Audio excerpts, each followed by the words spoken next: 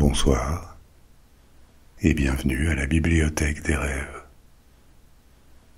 Installez-vous, c'est l'heure d'une nouvelle histoire. Et ce soir, je vous emmène en Grande-Bretagne, sur d'anciens sites archéologiques. Déjà en Angleterre, à Stonehenge, ce grand monument qui est l'un des plus anciens et énigmatiques vestiges du néolithique de la fin de l'âge de pierre. Sa construction s'est étendue sur 15 siècles, entre la fin de l'âge de pierre et le début de l'âge du bronze. Donc on explorera ce qu'on sait, ce qu'on peut supposer et ce qui reste mystérieux autour de Stonehenge. Et aussi les légendes et les croyances qui se sont développées autour. Et enfin, on se penchera sur les sites mégalithiques en général. Les sites mégalithiques construits en Europe à l'époque préhistorique. Ensuite, pour un autre aspect du néolithique, on voyagera au nord, tout au nord de l'Écosse, sur les îles Orkney, où se trouve Skarabrae, un village de maisons de pierre construit par des hommes préhistoriques il y a 5000 ans, encore avant que Stonehenge ou les pyramides d'Égypte soient construites.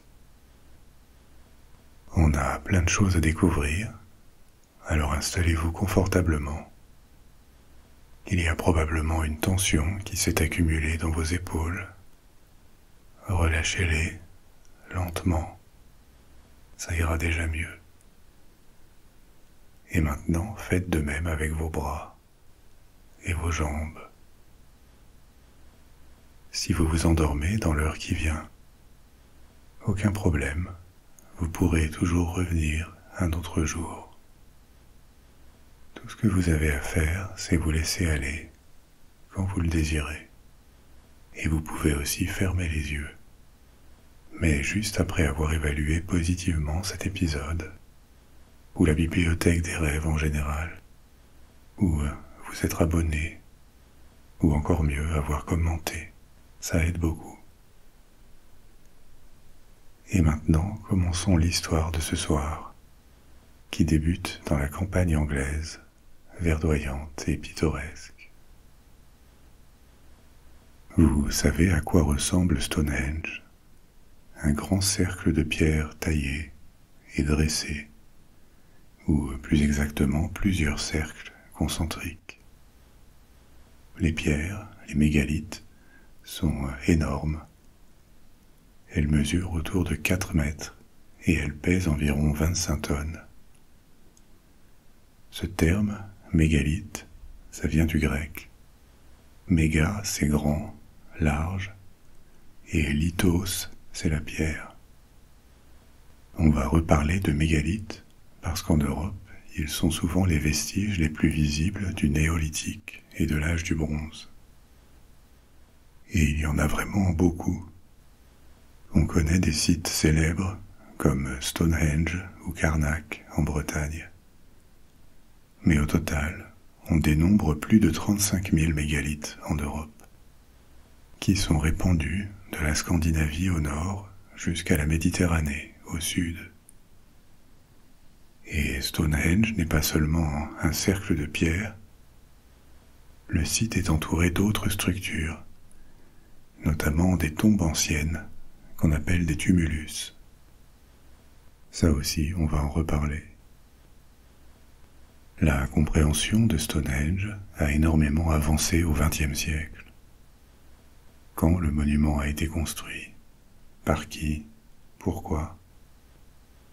Mais il reste encore beaucoup de questions, de mystères autour, et beaucoup de théories, mais peu de certitudes.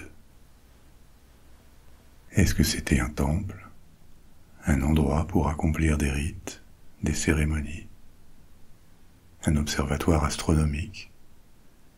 Peut-être tout ça à la fois, et peut-être pas forcément en même temps.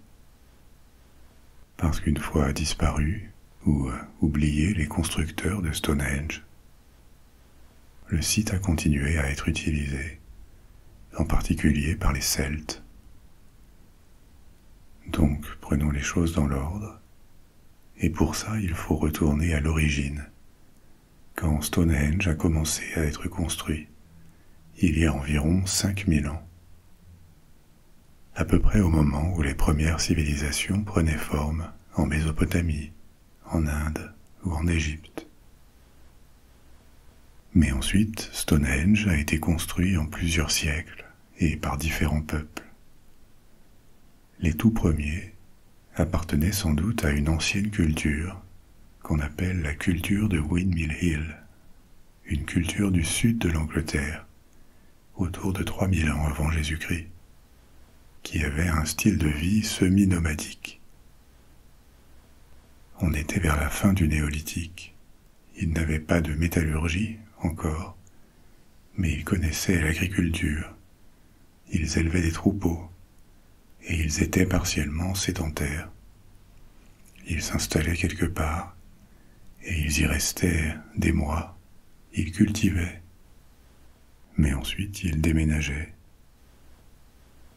À la même époque, dans d'autres régions du monde, comme au Moyen-Orient, la vie sédentaire s'est déjà installée parmi certaines cultures. Mais cette culture de Windmill Hill est une sorte d'intermédiaire entre les groupes nomades qui vivaient de chasse et de cueillette et la vie sédentaire fondée sur l'agriculture. Ils avaient aussi une architecture. Ils construisaient différentes structures, notamment des tombes. D'ailleurs, souvent, plus que construire, ils creusaient de grandes tranchées circulaires, souvent en haut des collines. Ils creusaient aussi des tombes collectives. Ils construisaient des murets, parfois. Ils ont laissé des vestiges dans différents endroits du sud de l'Angleterre, et leurs ouvrages montrent un certain goût pour les cercles et pour la symétrie. Comment est-ce qu'on sait que tout ça avait lieu autour de 3000 avant Jésus-Christ? Essentiellement grâce à la datation au carbone 14. D'anciens outils et d'autres restes ont été retrouvés sur ces sites de construction, à Stonehenge et ailleurs, et ont été datés de la même période, il y a environ 5000 ans, 3000 ans avant Jésus-Christ. Ce que la culture de Windmill Hill fait à Stonehenge, c'est tracer le cercle extérieur, ce qui est aujourd'hui le contour du monument. Il n'y a encore sans doute aucune pierre à leur époque, mais ils font une tranchée circulaire. Pas d'un seul tenant, elle est en sections, différentes tranchées en forme de rectangle, les unes derrière les autres, qui dessinent un grand cercle, vu du dessus. Au cours des siècles, il y a eu beaucoup d'hypothèses à propos des bâtisseurs de Stonehenge. On l'a attribué aux Celtes, aux Romains, aux Saxons, même aux Grecs, et il y a eu des propositions plus originales ou farfelues, évidemment les extraterrestres, mais aussi les habitants de l'Atlantide. La plus populaire de ces croyances, c'est celle qui attribue Stonehenge aux Celtes, et qui voit Stonehenge comme un sanctuaire, ou un lieu sacré de rassemblement pour les druides. Et cette théorie avait un certain sens au XIXe siècle, parce que les Celtes étaient parmi les habitants les plus anciens connus de la Grande-Bretagne. Et ils avaient une culture et une capacité technique qui paraissaient compatibles avec la construction de Stonehenge. Le problème, c'est qu'en 3000 avant Jésus-Christ, il n'y a pas de Celtes en Grande-Bretagne, ni même en Europe. Ils émergent après. Avant tout, les Celtes sont un groupe linguistique qui partage des traits culturels et qui descendent de vagues de migration indo-européennes. Les Indo-Européens, c'est un grand groupe qui a donné de nombreux peuples, qui venaient probablement d'une région entre le nord du Caucase et l'Ukraine, à partir de laquelle ils se sont répandus dans différentes directions, vers l'Inde, l'Iran et à peu près toute l'Europe. Quand ils arrivent dans toutes ces parties du monde, la place est déjà prise, évidemment. Ce ne sont pas des terres vides.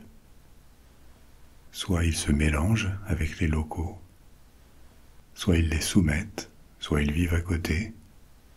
C'est difficile à savoir et sans doute que les différents cas de figure ont existé. Par exemple, en Italie, les tribus italiques qui fondent la ville de Rome au premier millénaire avant Jésus-Christ sont indo-européennes. Mais leurs voisins au nord, les Étrusques, ne l'étaient probablement pas, à en juger par leur langage. Dans l'ouest de l'Europe, au long de l'Atlantique et en Europe centrale, la culture celte est dominante au premier millénaire avant Jésus-Christ. Mais c'est bien après la construction de Stonehenge. À l'époque des Celtes, la construction de Stonehenge est déjà aussi ancienne que l'est l'Empire romain pour nous, par exemple. Ça vient d'une autre époque. Par contre, ce qui est vrai aussi, c'est que les Celtes qui vivent en Angleterre utilisent le site de Stonehenge, ils l'adoptent, mais ils ne l'ont pas construit. Pour autant, cette culture de Windmill Hill, qui a commencé la construction sur le site de Stonehenge, est moins avancée techniquement que les Celtes. Ils n'ont pas de métallurgie, beaucoup moins d'artisanat, et ils sont encore dans un mode de vie néolithique. Encore un terme grec d'ailleurs, néolithique pour nouvelle pierre. Pourquoi nouvelle, alors qu'on fabrique des outils en pierre depuis bien longtemps? Parce qu'autour d'il y a 12 000 ans au Moyen-Orient, et plus tard, dans d'autres parties du monde, on voit apparaître de nouveaux développements culturels et techniques. Les débuts de la poterie, l'utilisation de plantes domestiquées pour pratiquer l'agriculture, la domestication d'animaux aussi.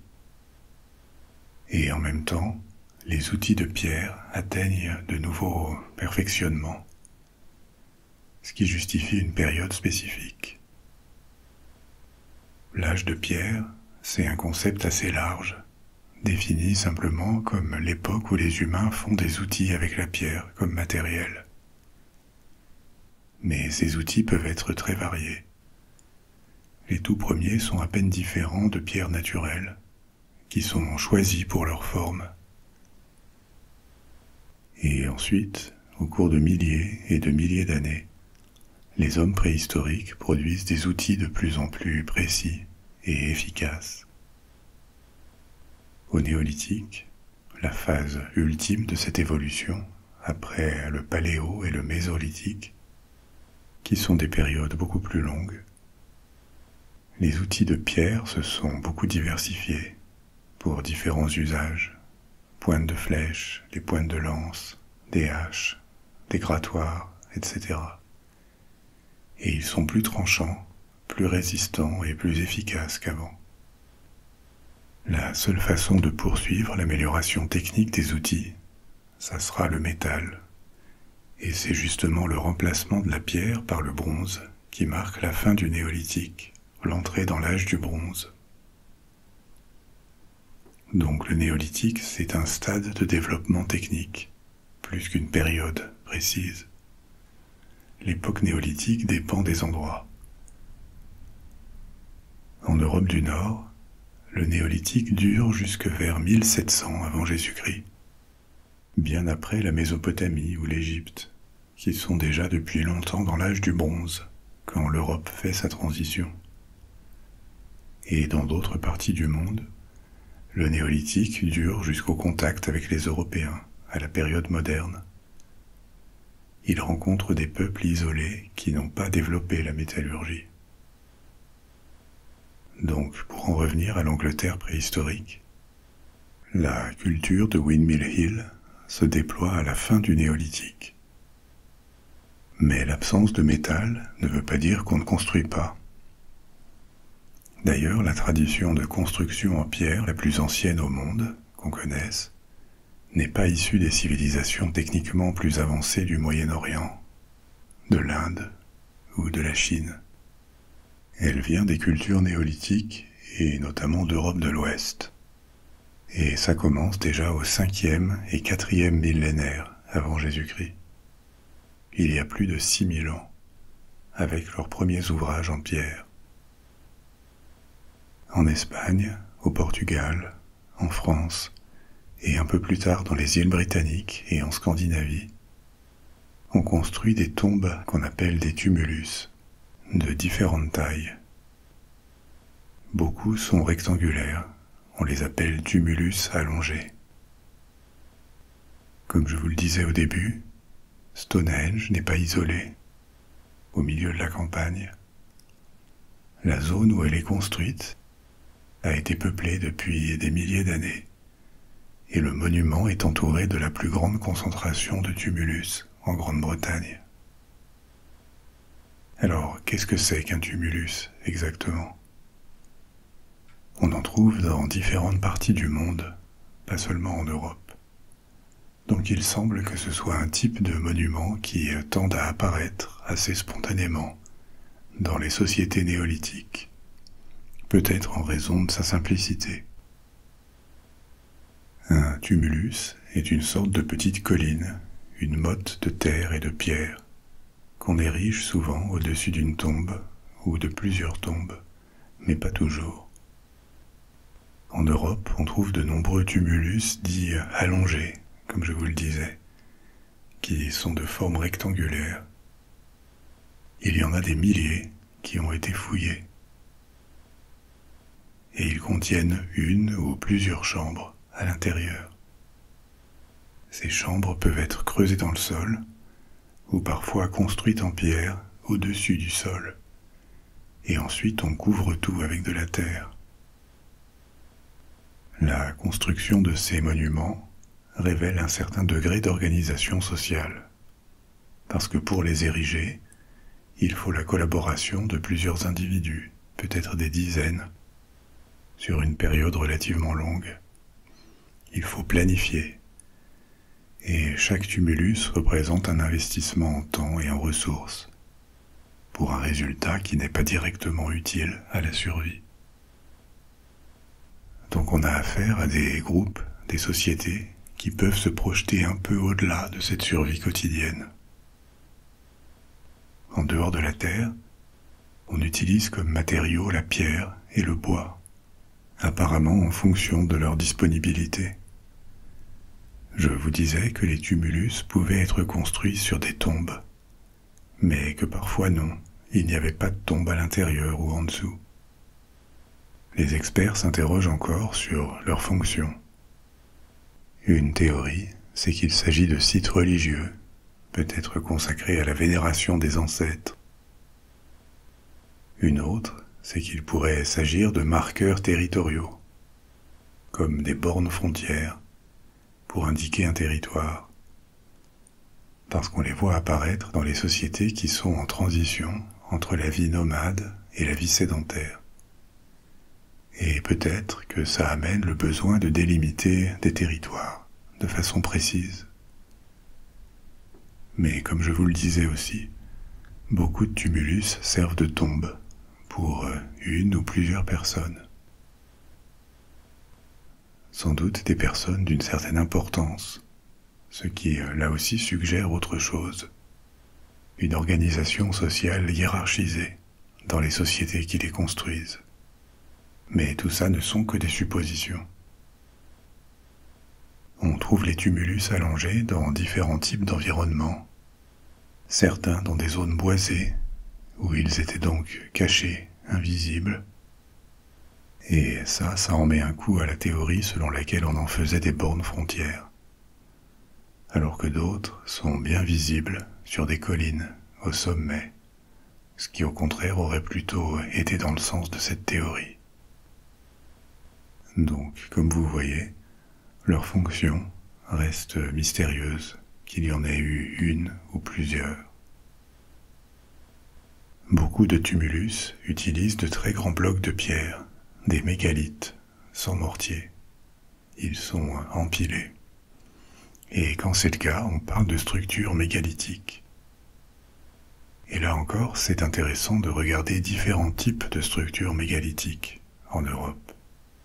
Parfois, elles consistent en une seule pierre, dressée, ce qu'on appelle un menhir, comme vous le savez, avec une grande pierre plate, placée horizontalement sur plusieurs autres pierres, formant comme une table. On parle de dolmen. Et après, on trouve des formes plus complexes, avec plus de mégalithes. Les pierres peuvent former un alignement, dans lequel un sens, une signification est attribuée à leur position. C'est le cas du site de Carnac, en Bretagne. Les pierres de Carnac sont plus de 3000. C'est la plus grande concentration de mégalithes au monde. Et à Carnac, on trouve des rangées de pierres dressées, mais aussi d'autres structures, comme des tumulus et des menhirs isolés. Carnac a probablement été construit autour de 3300 avant Jésus-Christ, quelques siècles avant le tracé de Stonehenge. Et comme à Stonehenge d'ailleurs, différentes légendes sont apparues postérieurement autour de Carnac. Par exemple, selon une légende chrétienne, les pierres seraient des soldats païens, qui étaient à la poursuite du pape et qui auraient été changés en pierre. Une autre légende du folklore breton dit que les pierres seraient une légion romaine, pétrifiée par l'enchanteur Merlin. Et enfin, à part les alignements, on trouve aussi des cercles de pierre. On va voir qu'on trouve ce type de cercle à Stonehenge, mais il y en a aussi dans les Alpes, en Pologne, en France et en Grande-Bretagne, comme par exemple les Rollright Stones, dans l'Oxfordshire. Ces Rollright Stones, c'est une sorte de complexe, un site, qui comporte 3 monuments de différentes périodes, du 4e au 2e millénaire avant Jésus-Christ. L'un d'entre eux est appelé les Kingsmen, les hommes du roi, et il date de la fin du néolithique. Il consiste en un cercle de pierres dressées. On y trouve aussi un dolmen, une pierre plate placée sur d'autres pierres pour former une table mégalithique. Mais il y a encore plus vieux. Le plus vieux site mégalithique du monde a été trouvé en Turquie, et il est même d'avant le néolithique. Il date du mésolithique, l'âge de pierre moyen, et il a été daté du 10e millénaire avant Jésus-Christ, il y a 12 000 ans. Ça en fait probablement la plus vieille structure religieuse connue au monde. En Europe, on voit les structures mégalithiques se multiplier après 5000 avant Jésus-Christ. Les plus vieilles sont au Portugal, et à partir de là, on les voit se répandre en Espagne, en France. Autour de 4000 avant Jésus-Christ, elles apparaissent en Grande-Bretagne, en Angleterre et au Pays de Galles, en Irlande aussi. Et à partir de 3000 avant Jésus-Christ, elles sont partout en Europe de l'Ouest. Donc, ce que ça nous dit tout ça, c'est que, aussi ancien que soit Stonehenge, ce site a été précédé par beaucoup d'autres structures mégalithiques, plus simples. En particulier, elles n'avaient pas le type d'arche ou de porte qu'on voit à Stonehenge. Mais Stonehenge est construit dans la période moyenne et tardive de l'architecture mégalithique en Europe et en Grande-Bretagne. Et il faut le voir comme ça, pas comme une sorte de création isolée qui n'aurait pas eu de prédécesseur.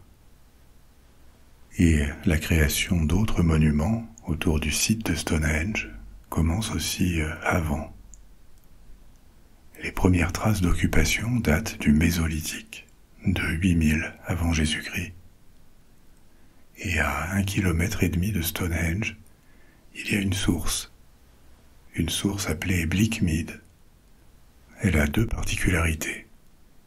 Déjà, elle ne gèle jamais. Sa température est constante toute l'année. Une source qui procure de l'eau toute l'année sans interruption. C'était un lieu attractif pour les hommes du néolithique. Et autour de cette source, on a trouvé des signes d'occupation qui datent de 8000 à 6000 avant Jésus-Christ. Une hypothèse, c'est que cette source a peut-être été à l'origine de l'inspiration qui a produit Stonehenge. Sa deuxième caractéristique, hors du commun, c'est qu'il y a un type d'algue assez rare qui vit dans la source et qui produit un effet un peu étrange. Quand des pierres qui ont été immergées dans l'eau de la source en sont sorties, en quelques heures, elles prennent une couleur rouge vif à cause de cette algue. Elles sont peut-être apparues magiques, ou en tout cas remarquables pour les hommes préhistoriques. Et ça pourrait avoir créé une aura ou une réputation de magie autour de l'endroit. On n'en sait rien, mais c'est une possibilité. En tout cas, entre l'occupation par des humains de cette source et de la zone où est Stonehenge, et le traçage du premier cercle par les gens de la culture de Windmill Hill, il s'écoule quand même plusieurs milliers d'années. Donc pour en revenir au monument proprement dit, durant plusieurs siècles, il reste dans l'état où la culture de Windmill Hill le construit il y a 5000 ans, avec ce cercle formé de tranchées successives, comme des rectangles. Cercle auquel il est aussi ajouté, à l'intérieur, du côté intérieur du cercle, une sorte de petit muret, fabriqué avec le remblai, la terre obtenue en creusant. Muret dans lequel il y a 2 ouvertures, le long du cercle. Une grande vers le nord-est et une plus petite au sud. La fonction exacte de cette délimitation, de cette clôture, est inconnue, mais on pense qu'elle doit avoir eu un sens sacré, religieux, parce qu'à l'intérieur de ces tranchées, dans les fossés, sont placés des outils de pierre, de silex, et aussi des ossements d'animaux, de cervidés et de bovins, qui ont été découverts ensevelis au fond de ces petits fossés. Ce qui est intéressant, c'est que le carbone 14 a indiqué que ces ossements étaient beaucoup plus vieux que les outils utilisés pour creuser les tranchées. Ce qui veut dire que ces ossements étaient conservés depuis longtemps, avant d'être placés au fond des tranchées, autour du cercle. Et ça suggère fortement qu'ils avaient une importance particulière, symbolique, et que les disposer tout autour du cercle, dans ces tranchées, devait avoir un sens, peut-être pour protéger le cercle, invoquer des esprits, ou permettre des rituels. Autour du cercle, ils ont aussi creusé une 50aine de trous, de puits, des trous qui pourraient avoir servi de support à des troncs d'arbres coupés. Donc on suppose que peut-être autour de moins 3000 avant Jésus-Christ, il y avait un cercle de bois, de troncs. Mais c'est incertain, parce qu'on n'en a pas trouvé la trace. Par contre, dans ces trous, on a trouvé des restes humains qui ont été placés après une crémation. On y trouve des restes d'enfants, de femmes et d'hommes. On ne sait pas si ils ont été placés là pour veiller sur le cercle, ou s'ils ont été sacrifiés, ou encore une autre explication. D'autres trous de la même période ont été trouvés à l'intérieur du cercle aussi. Peut-être pour d'autres troncs, à différents endroits du cercle. Le cercle est large, il fait plus de 100 mètres de diamètre. Et c'est tout pour la période de Windmill Hill. Mais bien sûr, Stonehenge n'en est qu'à ses débuts. Il n'a pas encore ses mégalithes. 4 siècles plus tard, autour de 2600 avant Jésus-Christ, une évolution importante a lieu. Les bâtisseurs abandonnent le bois et ils le remplacent par la pierre Pour certaines des pierres les plus anciennes de Stonehenge, ils utilisent de la pierre bleue venue du Pays de Galles. Et ça c'est incroyable, parce que les carrières de cette pierre sont à plus de 200 km de Stonehenge. Pourtant, aussi difficile à imaginer que ça puisse paraître, ils l'ont fait. On a trouvé des traces d'extraction des blocs au Pays de Galles, dans la carrière d'origine de ces pierres. Les trous ont la même forme, et ils les ont fait voyager sur des dizaines de kilomètres. Comment ? La théorie principale, c'est qu'ils les ont montés sur des troncs, pour ensuite les faire rouler jusqu'à destination. Des troncs d'arbres lissés pour rouler sur eux-mêmes, et qui devaient être constamment replacés devant la pierre pour continuer à avancer. Il est probable aussi que les pierres de Stonehenge aient commencé à arriver avant, pour d'autres monuments, aujourd'hui disparus, et elles auraient été prélevées, réassemblées.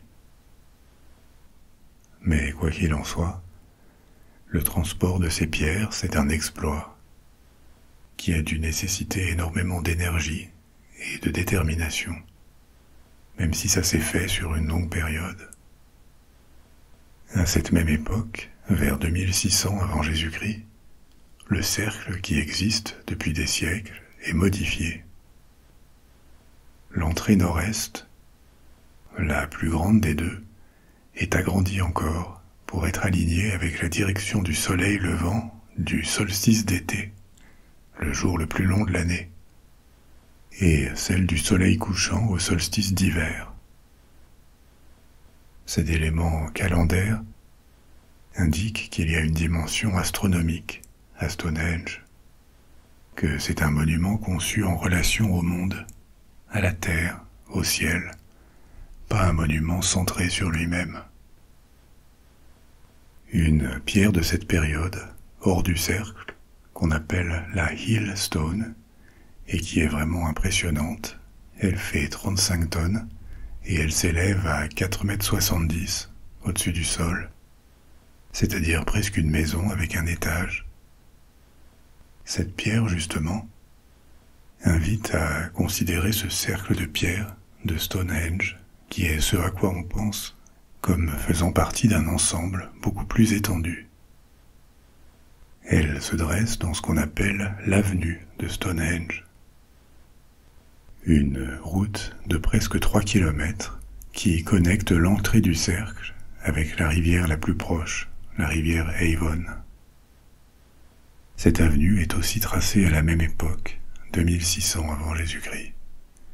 Et plutôt qu'une route traditionnelle, elle consiste en 2 fossés parallèles qui la délimitent à droite et à gauche, de la rivière jusqu'au cercle. Après 2600 avant Jésus-Christ, la construction à Stonehenge reste soutenue. Elle s'intensifie même, et elle va durer jusqu'en 1600 avant Jésus-Christ. C'est-à-dire qu'au total, le site de Stonehenge a été réalisé en 15 siècles, à peu près. On commence en moins 3100 et ça se termine en moins 1600. C'est quasiment autant que le temps qui nous sépare de la chute de l'Empire romain. C'est extrêmement long. Au cours de ce millénaire de construction en pierre, plus de mégalithes sont amenés sur le site, et ils sont réaménagés aussi, mais plus par les premiers bâtisseurs.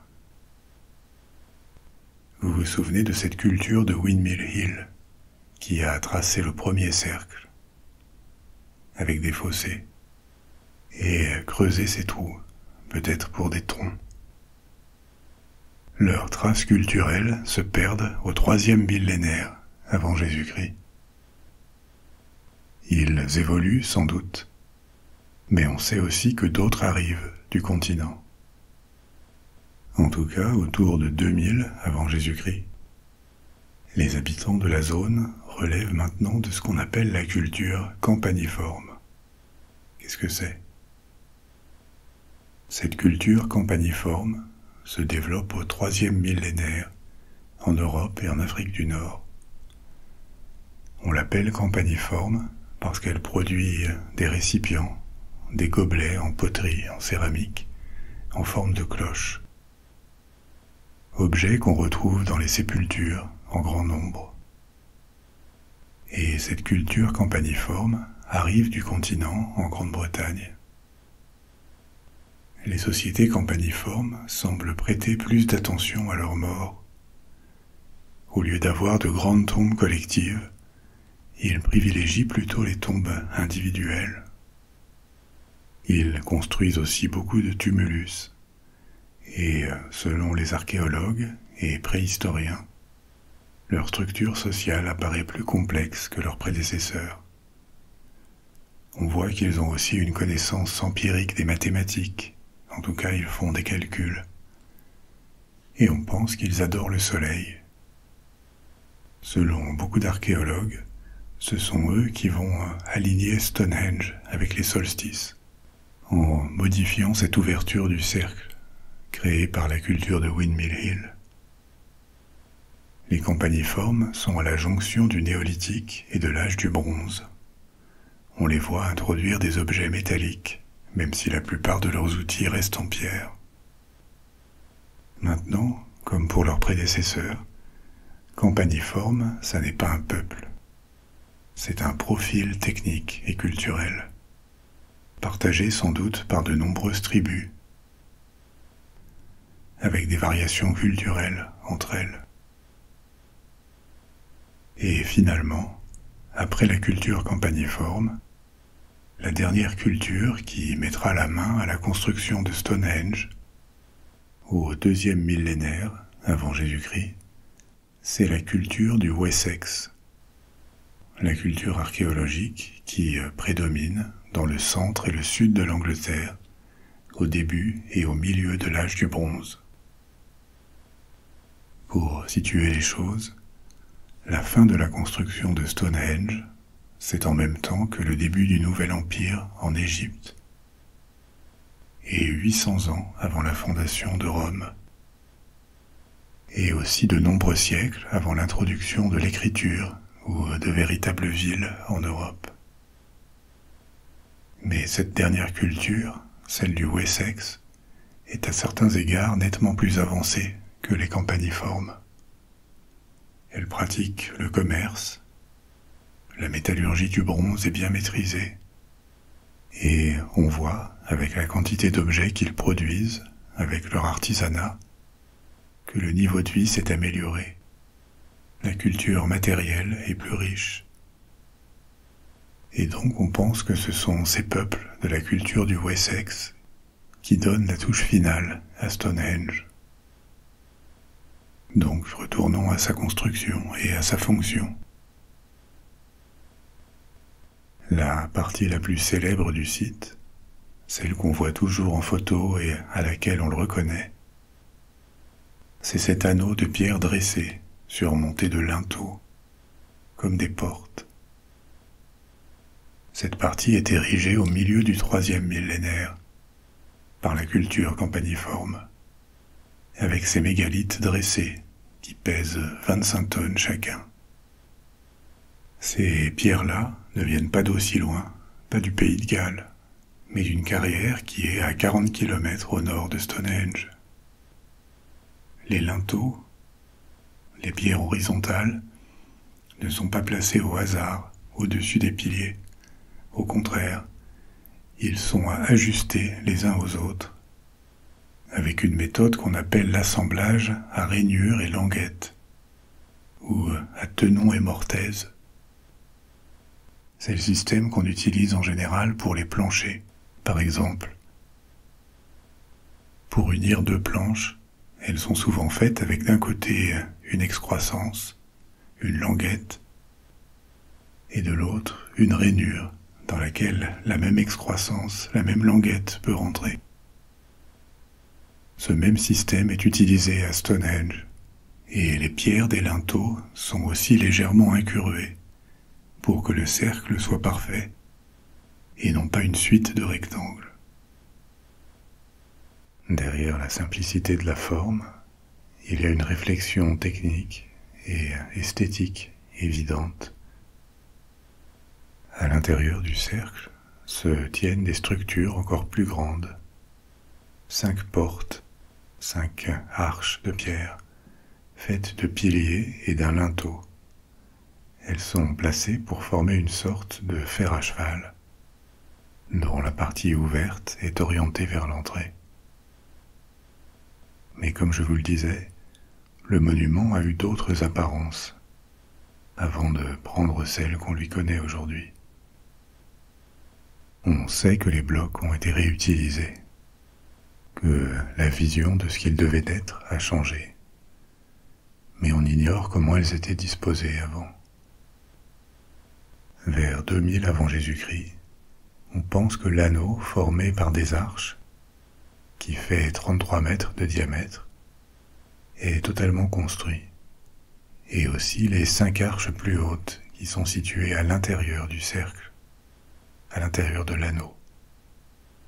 Mais ensuite, dans une dernière phase, cet anneau fermé est ouvert en enlevant la section nord-est, celle qui est devant l'entrée, alignée avec le soleil du solstice. Donc au lieu d'un anneau, ça devient un deuxième fer à cheval. On a aussi trouvé des signes gravés sur différentes pierres du monument, datant probablement de la période tardive de sa construction, vers le milieu du 2e millénaire.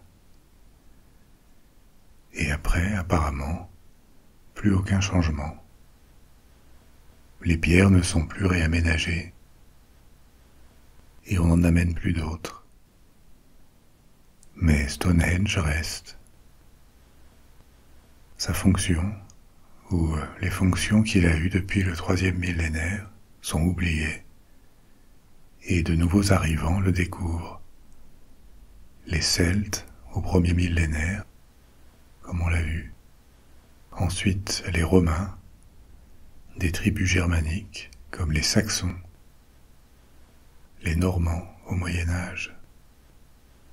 Stonehenge n'est évidemment pas oublié, on pourrait difficilement le manquer. Au contraire, les cultures qui vivent à côté le réinterprètent.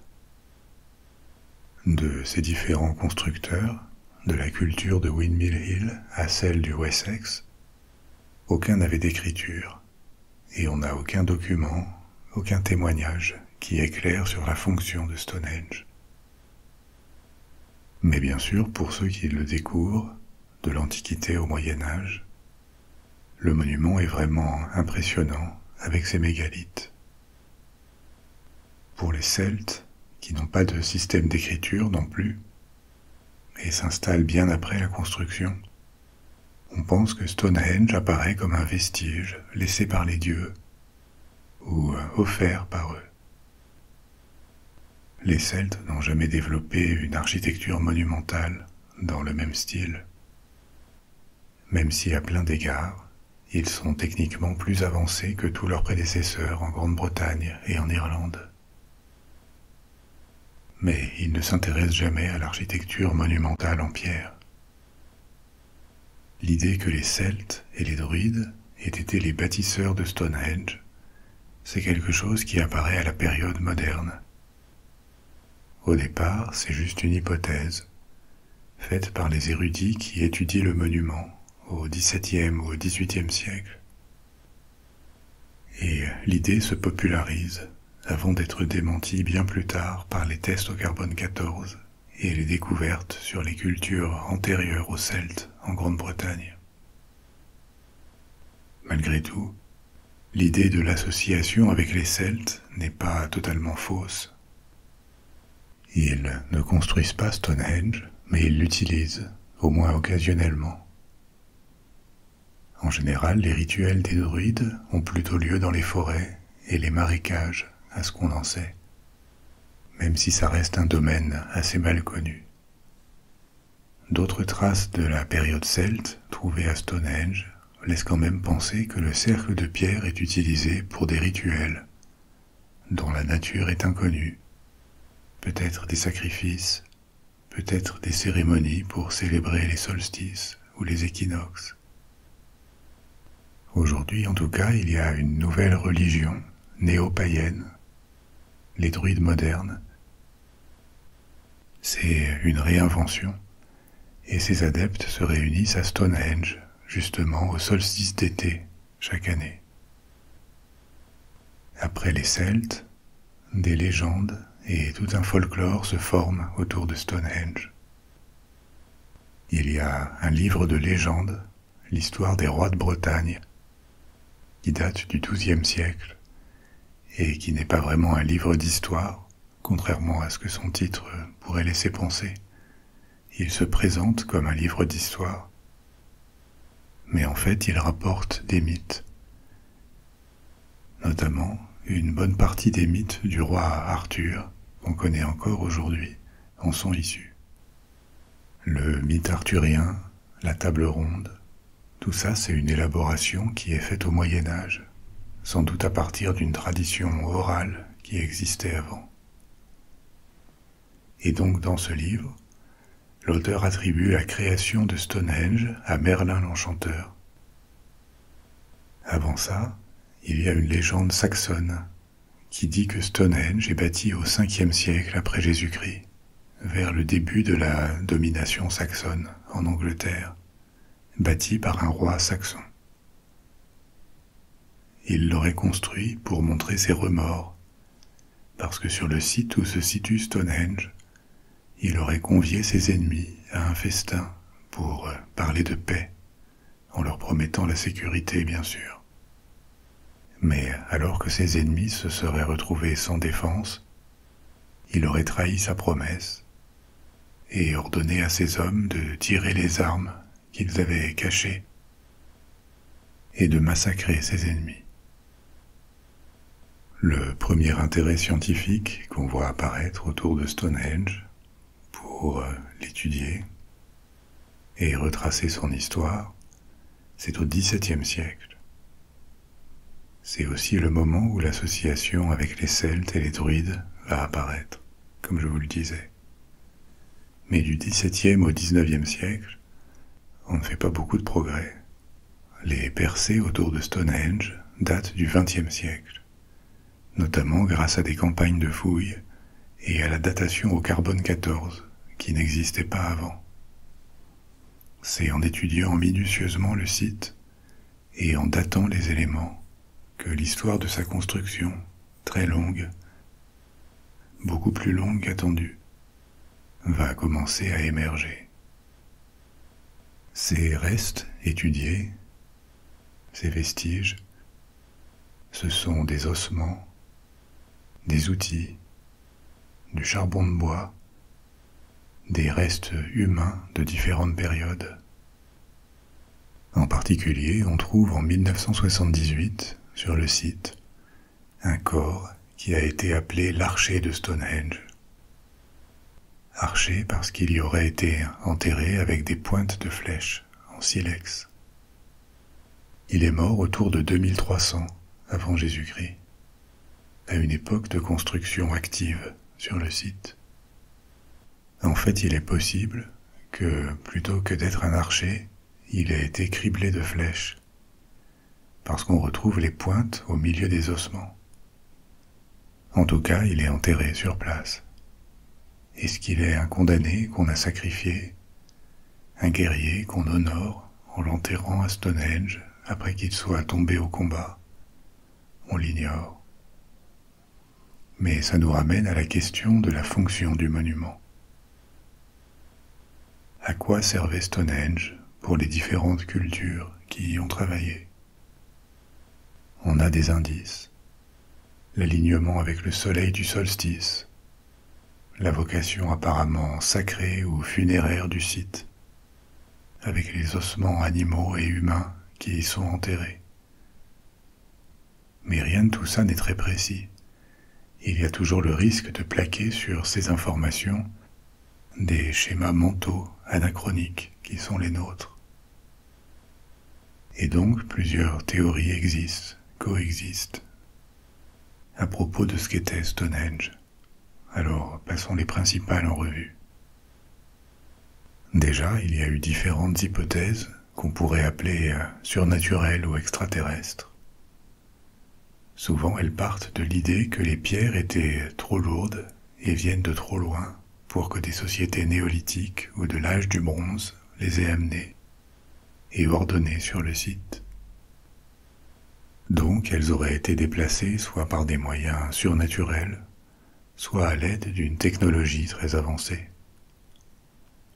Ces théories ne sont pas prises au sérieux par la communauté scientifique, déjà parce qu'elles apparaissent à sa marge et ne sont pas soumises aux critères d'évaluation scientifique, pas de contrôle ou d'évaluation par les pairs, pas de preuves concrètes non plus à discuter, juste des affirmations. Donc elles subsistent surtout dans la culture populaire, disons, mais en dehors du champ scientifique. Quand même, des expériences archéologiques ont été tentées pour vérifier si des pierres très lourdes, dont certaines jusqu'à 50 tonnes, pouvaient être transportées et dressées avec les moyens du néolithique et de l'âge du bronze. Et la réponse est positive. Un groupe d'hommes, avec des techniques telles que faire rouler les blocs sur des troncs ou des grosses bûches, peut les transporter. C'est difficile, mais faisable.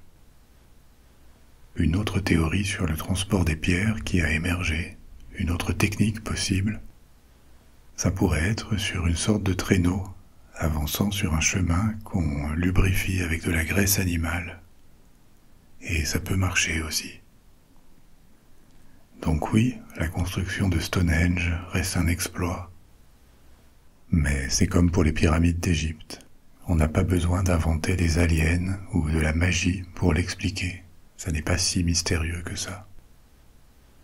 Pour ce qui est de la fonction, il y en a au moins deux possibles qui sautent aux yeux. Un site religieux ou un observatoire astronomique, ou les deux. Et il est probable que dans une certaine mesure, les deux soient vrais. Mais il y a d'autres possibilités. Par exemple, Stonehenge aurait pu être un lieu dédié à la guérison, un peu un équivalent néolithique du sanctuaire de Lourdes. Cette hypothèse s'appuie sur la quantité de tombes autour, et quand on a fouillé ces tombes, on a trouvé un grand nombre de squelettes qui semblent avoir été frappés de difformités ou de traumatismes. Un autre élément intrigant, c'est que les analyses ADN et osseuses indiquent que certains des gens enterrés autour de Stonehenge à l'âge du bronze venaient d'ailleurs en Europe, de loin. On a trouvé les restes d'un adolescent qui avait grandi près de la Méditerranée, un homme venu d'Allemagne et plusieurs autres venus de France et du Pays de Galles. Ça a pu être des trajectoires individuelles, mais ça fait beaucoup. Et ça permet d'imaginer une certaine renommée de Stonehenge qui aurait fait venir des hommes de loin avec un espoir de guérison. On a aussi réalisé que les pierres bleues, venues du Pays de Galles, ont des propriétés acoustiques particulières. Elles produisent un bruit sourd, assez fort, quand on les frappe. Et cette propriété pourrait expliquer pourquoi on s'est acharné à les apporter du Pays de Galles, de si loin. Elles avaient quelque chose de spécial. On peut imaginer qu'à partir de cette acoustique particulière, on leur ait attribué des pouvoirs de guérison. Autre élément à considérer, il est possible que Stonehenge ait été seulement une partie d'un ensemble rituel beaucoup plus vaste. Je vous ai parlé de l'avenue qui le connecte à la rivière Avon. Elle fait quand même 3 kilomètres, et on peut raisonnablement supposer que ces 3 kilomètres étaient arpentés par des visiteurs, ou des pèlerins, ou pour des cérémonies. Ça aurait formé comme une sorte de voyage symbolique du monde des vivants à celui des morts, ou perçu comme une élévation spirituelle. Encore une autre hypothèse, c'est que Stonehenge a été construit comme symbole d'unité ou symbole de paix. parce qu'à l'époque de sa construction, les cultures néolithiques en Angleterre sont dans une phase d'entrée en contact. Elles mettent en place des échanges humains et commerciaux. Il y a peut-être des conflits oubliés qui en résultent. Et Stonehenge aurait pu être le produit de cette période. Donc comme vous le voyez, l'étude de Stonehenge a dévoilé beaucoup d'informations, mais en même temps, même si on avance, il y a de nouvelles questions qui surgissent. Et c'est à ce titre que Stonehenge reste un lieu mystérieux, évocateur, mais qu'on n'arrive pas totalement à embrasser et à comprendre. Les hommes du néolithique n'ont pas construit que des mégalithes et des tombes en pierre. Alors qu'ils faisaient la transition vers une vie sédentaire, ils ont parfois aussi utilisé la pierre pour construire des maisons, des villages. Et pour rester en Grande-Bretagne, on va maintenant aller au nord de l'Écosse, pour visiter un des sites néolithiques les plus extraordinaires au monde, Skara Brae. À l'extrême nord de l'Écosse, il y a un petit archipel qui s'appelle les îles Orkney. Elles commencent juste à 15 km de la côte, et leur proximité les rendait déjà accessibles aux anciens habitants de ce qui s'appellerait un jour l'Écosse. L'archipel compte environ 70 îles, et sur la principale d'entre elles, encore des siècles avant que les premières pierres n'arrivent à Stonehenge, une communauté néolithique a construit un village qui reste très bien préservé 5000 ans plus tard. Il y avait sans doute de bonnes raisons de s'installer sur cette île. C'est très au nord de l'Europe, si on regarde une carte, mais le climat est quand même tempéré par le Gulf Stream, et donc c'est humide, mais pas glacial. Au 4e millénaire avant Jésus-Christ, c'était aussi sans doute un lieu qui apportait une certaine sécurité. Les seules menaces possibles pouvaient venir de l'Écosse, mais comme c'était quand même un archipel perdu au bout du monde, on risquait assez peu d'y être dérangé ou attaqué. Il n'y avait pas de forêt, et en général pas beaucoup de bois disponible à cet endroit. Mais d'un autre côté, il était possible de pêcher et chasser sur cette île, qui était assez grande pour nourrir une communauté de quelques dizaines de personnes. Les premiers signes d'occupation qu'on y ait trouvés datent de 3180 avant Jésus-Christ. Donc à peu près 2 siècles avant que le premier cercle de Stonehenge ne soit tracé. Et ce qui explique l'état exceptionnel de Skara Brae, c'est que le village a été abandonné 700 ans plus tard, autour de 2500 avant Jésus-Christ, et qu'il a été enseveli dans le sable. Et il l'est resté jusqu'à ce qu'on le découvre et qu'on le dégage plusieurs milliers d'années plus tard.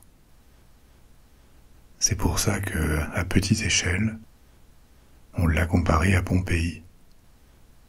Son état de conservation est extraordinaire pour une ruine qui est plus ancienne que les pyramides d'Égypte ou que Stonehenge. Le site a été redécouvert en 1850, après une grosse tempête. La tempête avait emporté assez de sable pour faire réapparaître le plan d'un village, avec plusieurs petites maisons qui n'avaient plus de toit. Ensuite, le village est resté sans protection, sans être étudié non plus, parce qu'on n'avait pas saisi à quel point il était ancien. Mais il était exposé aux intempéries ou à des voleurs, et donc dans les années 1920, on le sécurise et on commence à s'y intéresser de plus près.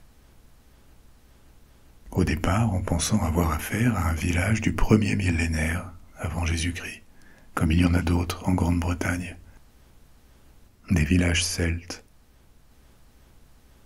ce qui en faisait un sujet intéressant, mais pas exceptionnel. La réalité apparaît seulement dans les années 1970, grâce encore une fois au carbone 14. Les analyses révèlent que Skarabré n'est certainement pas celte, parce qu'il date des 3e et 4e millénaires avant Jésus-Christ, et qu'il a été abandonné vers moins 2500. Le village est déblayé, en partie, et de nombreux objets très anciens y sont trouvés. Peut-être à cause de la comparaison avec Pompéi. On a pensé que le village avait peut-être été abandonné précipitamment, à cause d'une menace ou d'un désastre naturel, peut-être une tempête. Les habitants se seraient enfuis en laissant leurs possessions derrière eux. Mais les archéologues ont montré qu'il était assez improbable que les habitants aient fui une tempête. Le village a été ensablé lentement, très progressivement, peut-être même sur plusieurs siècles. Mais par contre, il est vrai qu'il a été sans doute abandonné brutalement, et on ne sait pas pourquoi. Ça pourrait être une attaque, mais qui aurait laissé les maisons intactes. Ou alors les habitants sont sortis tous en mer ou dans un autre coin de l'île et sont morts, ils ne sont jamais revenus. On n'en sait rien. On n'a pas trouvé non plus d'ossements dans les maisons. Le désensablement a révélé 8 maisons, mais il y en avait probablement plus. Certaines structures ont été détruites par l'érosion, causée par les vagues. La mer a avancé depuis le 3e millénaire, et le village est maintenant juste au bord. Il était sans doute plus grand et plus loin du rivage quand il était habité, mais on ne sait pas à quel point. On a aussi laissé d'autres structures, d'autres maisons sous le sable pour les préserver, comme à Pompéi. Qu'est-ce qu'on sait des habitants de Skarabré? Ils vivent sur l'île en plein néolithique, donc sans aucun objet métallique. Et les matériaux dont sont faits leurs outils et leurs objets sont en pierre, en bois, en os, en fourrure ou en peau d'animal. Ils utilisent aussi l'argile pour leur poterie, et même l'ivoire. Pas l'ivoire d'éléphant, évidemment, celui des défenses de Morse. Les maisons qu'ils construisent sont à moitié enterrées sous la surface, un peu comme des maisons de hobbits. Mais c'est un procédé qu'on retrouve dans différents pays, en Irlande, en Islande, en Scandinavie. Ça protège du vent et aussi du froid, parce que la terre emmagasine la chaleur et la restitue. Les hivers sur les îles Orkney sont froids, mais plus que le froid lui-même, ils cherchent probablement plus une protection contre le vent, qui souffle presque constamment, et il y a souvent des tempêtes. Avec des maisons à moitié enterrées, qu'on recouvre de terre, pas de risque d'effondrement.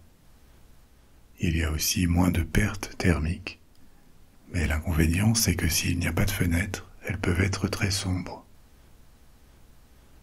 Chaque maison est petite, environ 40 mètres carrés, et elle consiste en une seule pièce carrée avec un foyer en pierre pour chauffer et cuisiner probablement. Il n'y a presque pas de bois autour de Skarabré, donc on ne sait pas exactement ce qu'ils utilisent comme combustible. C'est sans doute la raison pour laquelle le village est en pierre. Les villages néolithiques autour du monde sont presque toujours bâtis en bois, et en général ils n'ont pas laissé de traces, le bois est périssable. Pour se chauffer et cuire les aliments à Skarabré, ils pourraient avoir utilisé des blocs d'herbes séchées, ou des algues séchées, ou du bois dérivant ramassé sur la plage. Et comme il n'y a vraiment pas de bois, ce ne sont pas seulement les maisons qui sont en pierre, c'est aussi les meubles, des étagères, des sièges, des boîtes pour ranger les choses, des lits, tout en pierre. On découvre aussi que le village a un système d'égout et que des toilettes en pierre dans chaque maison y sont reliées. Ce qui est quand même un raffinement surprenant pour l'époque. On pense que la communauté qui occupe Skarabrae est petite, peut-être une cinquantaine d'individus, et apparemment assez égalitaire, parce que 7 des 8 maisons qu'on a fouillées ont exactement le même mobilier, placé au même endroit, comme si l'aménagement des maisons devait suivre des règles très précises. La 8e maison est différente.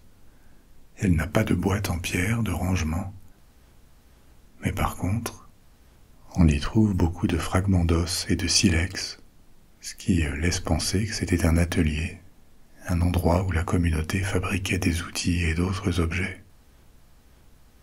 Les habitants avaient du bétail aussi, et peut-être une petite agriculture, parce qu'on a trouvé des grains d'orge.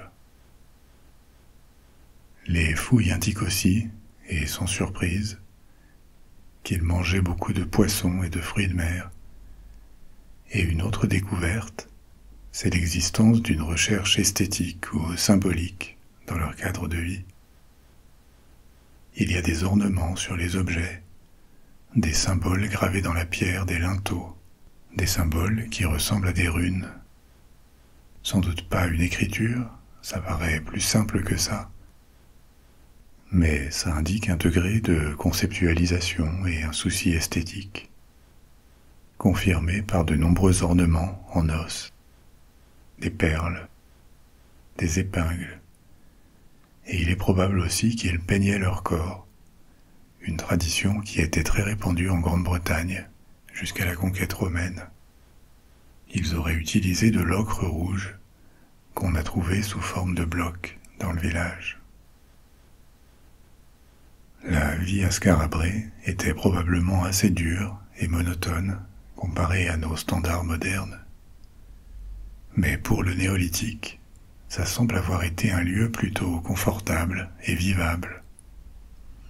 Le niveau de confort et aussi la longévité de cette communauté, plusieurs siècles, semblent montrer en tout cas qu'ils avaient trouvé un style de vie qui fonctionnait et qui tirait le meilleur parti de l'endroit, de cet environnement et de la technologie néolithique. On arrive à la fin de nos histoires pour ce soir. Si vous n'avez pas encore sommeil, vous pouvez choisir un autre épisode de la Bibliothèque des rêves et partir pour un autre voyage. Ou alors, vous pouvez vous laisser aller et vous endormir. Je serai bientôt de retour avec une nouvelle histoire. Et d'ici là, dormez bien, faites de beaux rêves. Au revoir.